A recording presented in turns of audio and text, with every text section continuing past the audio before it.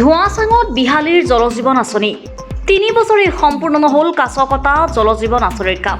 বিহালীৰ বহুকেইটা আঁচনি এতিয়ালৈকে নহ'ল সম্পূৰ্ণ।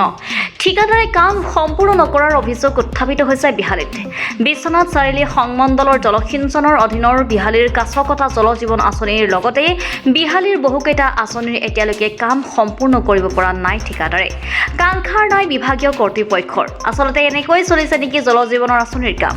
সচেতন লোকৰ মতে ঠিকাদাৰৰ সৈতে বিভাগীয় কৰ্তৃপক্ষৰ আছে মিতিৰালি, যাৰ বাবে আজিও এনে ঠিকাদাৰৰ বিৰুদ্ধে কোনো ব্যৱস্থা গ্ৰহণ কৰা নাই বিভাগীয় কৰ্তৃপক্ষই। ফলস্বৰূপে এটোপাল বিশুদ্ধ খোৱা পানীৰ অপেক্ষাত থাকিবলগীয়া হৈছে জনসাধাৰণ। News desk report live Assam.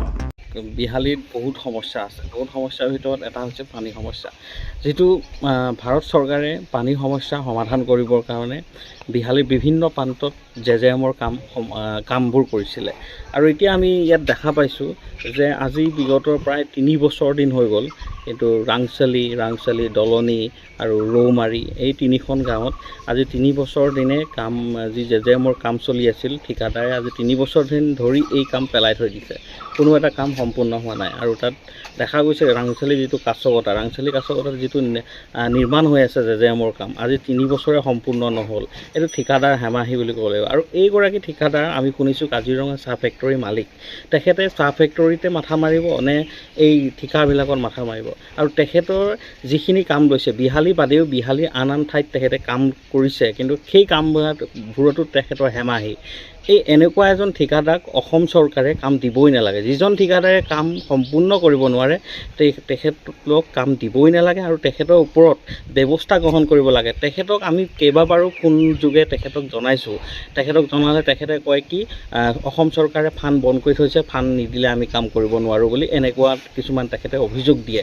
যদি তেনেকুৱা অভিযোগেই দিয়ে, যদি কাম কৰিবলৈ পকেটত আপোনাৰ যদি ধনেই নাছিল তেনেহ'লে কাম ল'ব নালাগিছিলে। এই ক্ষেত্ৰত মই সচেতন মহলক অনুৰোধ জনাইছোঁ। আৰু কেইবাবাৰো আমি জেজেএমৰ যিসমূহ অফিচ আছে, অফিচত আমি অফিচৰ কৰ্তৃপক্ষক আমি জনাইছিলোঁ, অনুৰোধ কৰিছিলোঁ যে আমাৰ কামখিনি সম্পূৰ্ণ কৰি দিব লাগে, ৰাইজে পানী পোৱা নাই। তেতিয়া অফিচে কয় ঠিকাদাৰৰ কথা কয়, ঠিকাদাৰে কাম সম্পূৰ্ণ নকৰিলে আমি কি কৰিম? ইয়াত ঠিকাদাৰ আৰু অফিচাৰসকলৰ ময়মতলিৰ বাবে এই কামসমূহ এনেদৰে পৰি আছে আৰু গোপন বুজাবুজি আছে বুলি আমি ভাবোঁ।